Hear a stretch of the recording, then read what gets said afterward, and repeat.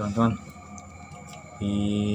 Kalau untuk power supply harus disyaratkan dulu harus dari PLN atau listrik yang masih bertipe AC atau bolak-balik.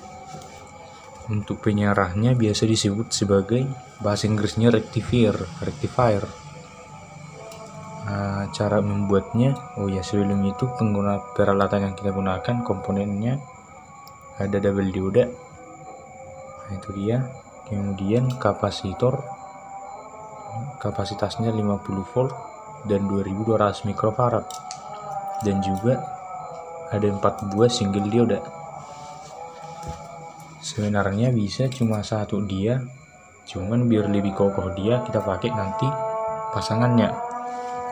Artinya sama aja dioda single ini sama double ini, cuman dari mencakup satu komponen ini sudah ada 2 double dioda, sudah ada 2 dioda di single dioda maksud saya.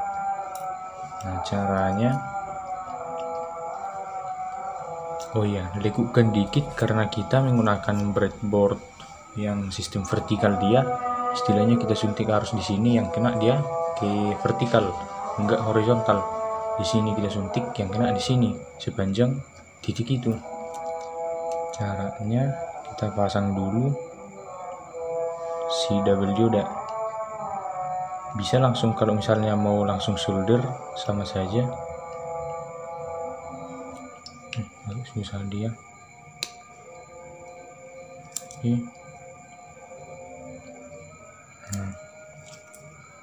Biar ini kita pakai breadboard supaya enggak capek-capek kita nyoldernya. Kemudian saya akan buat nanti jumper. Ini ada di double dioda ini ada tulisan listrik, simbol listrik bolak-balik yang seperti gelombang. Nah, ini dia.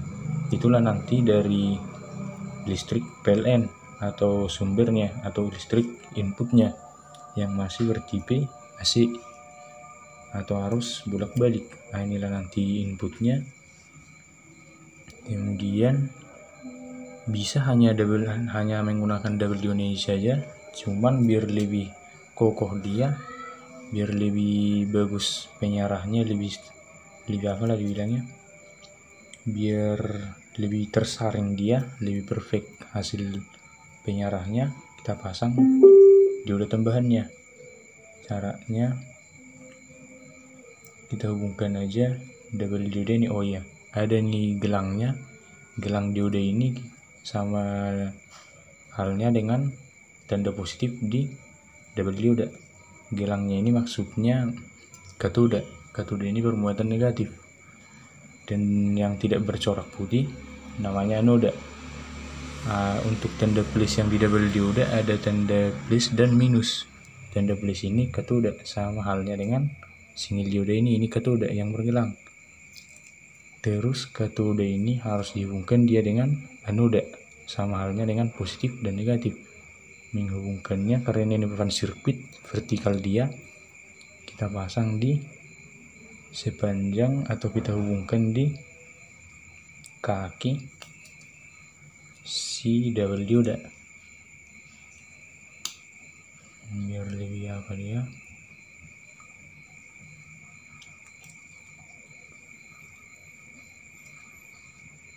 Nah, seperti ini. Kemudian untuk anodanya kita pasang, kita hubungkan sama anoda ini yang negatif ini si katoda, negatif dan positif. Hubungkan juga.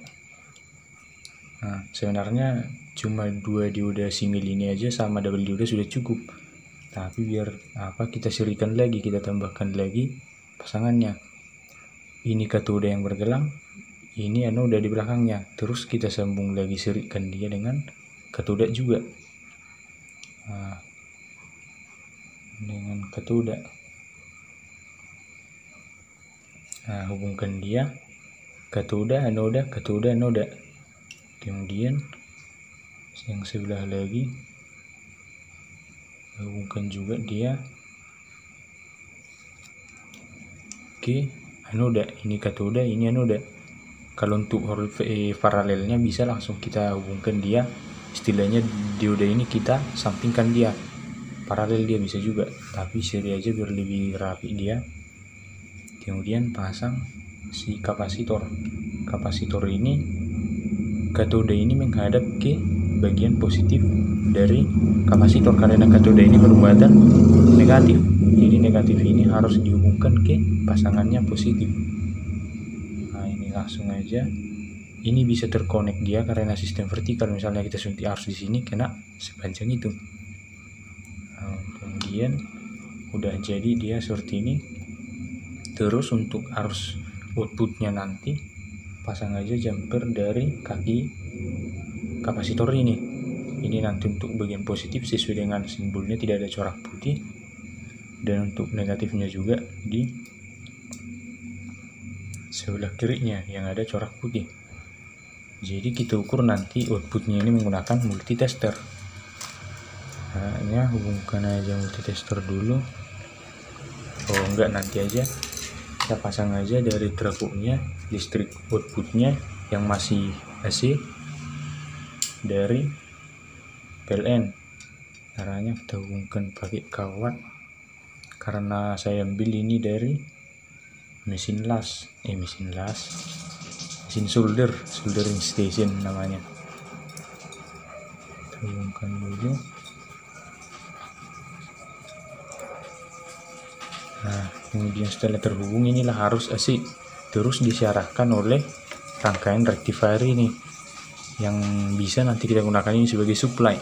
Cuman regulatornya sudah ada saya buat di video sebelumnya yang sejenis ini dia. Nah, inilah dia nanti mengatur tegangan outputnya. Itu ada ledakan karena di kapasitornya sudah tercharger dia, ada suara tapi sudah kosong. Nah itu dia, sudah saya shortkan, artinya tegangan di kapasitor ini sudah habis, sudah kosong. Terus kita charger lagi dia menggunakan, tapi usahakan jangan tersentuh, bisa dia nyetrum dia, karena itu ciri-ciri kapasitor walaupun dia udah arus syarah. Kemudian kita nyalakan dari PLN dan kontak on off nya.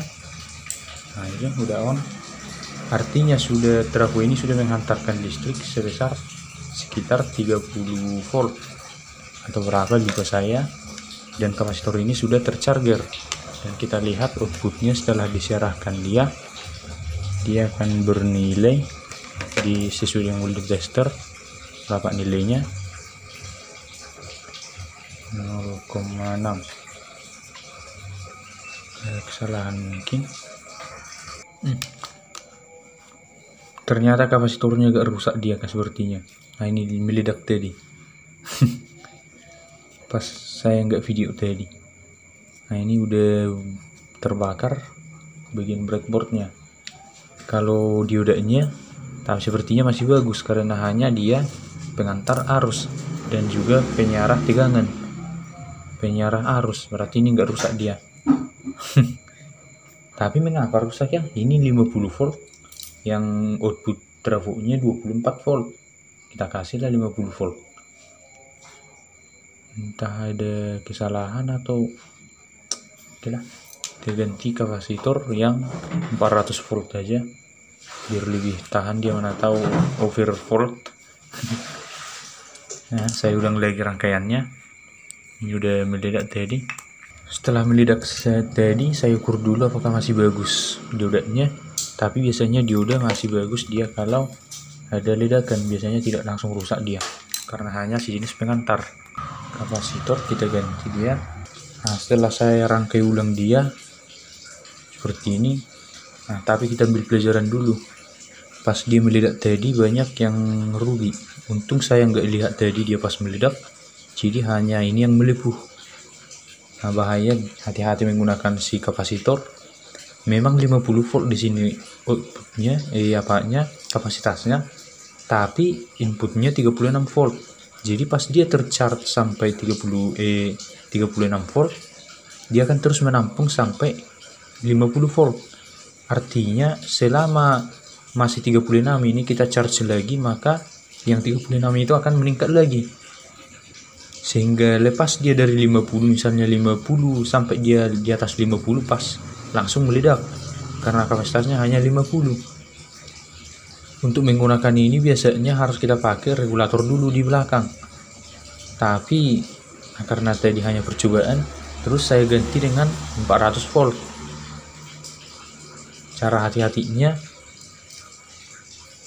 ini sekarang kalau teman-teman lihat, ini sudah ada tegangannya walaupun saya belum aktifkan trafonya. Nah, ini dia berapa tegangannya, 32 volt. Jadi pas saya charger ini nanti saya aktifkan trafonya, dia akan meningkat. Nah, seperti ini dia. Makanya hati-hati, harus kita buang dulu harusnya tegangannya. Disortkan biasanya, tapi merusak juga itu. Cara membuangnya, dia akan habis sendiri seiring berjalannya waktu, ataupun menggunakan daya tertentu supaya dia dihabiskan dayanya. Coba kita pasang lagi. Terus saya akan ukur bagian ini negatif, dan teman-teman setelah dia diserahkan sudah ada 34. Nah, ini akan meningkat seiring lamanya nanti apanya. Nah, 34,49 47 dari supply ini hanya 30-an lah, 30. 24 sampai 30 lah. Oke lah, demikian cara membuat rectifier. Rectifier itu adalah komponen penyara menggunakan transistor dioda bisa single dioda, bisa double dioda. Yang penting jelas dia nggak salah anoda dan katodanya, gelang-gelangnya. Terus kapasitor berkapasitas yang lebih besar dari sumber trafo kita. Nah, ini saya gunakan 400 volt. Pas saya shortkan ini pasti akan ada percikan api. Nah, seperti ini dia. Nah, ini ada percikan api, cek katanya. Berarti yang setelah saya shortkan dia yang 34 volt tadi udah hangus. Cuman ini tadi sudah ada dia isinya 34 volt. Saya charge lagi, jadi tegangan dari sini tinggi lagi, sehingga pas dia tinggi dikompres lagi menaik hingga 50 volt. Makanya meledak dia tadi. Oke, sekian video pembuatan double dioda.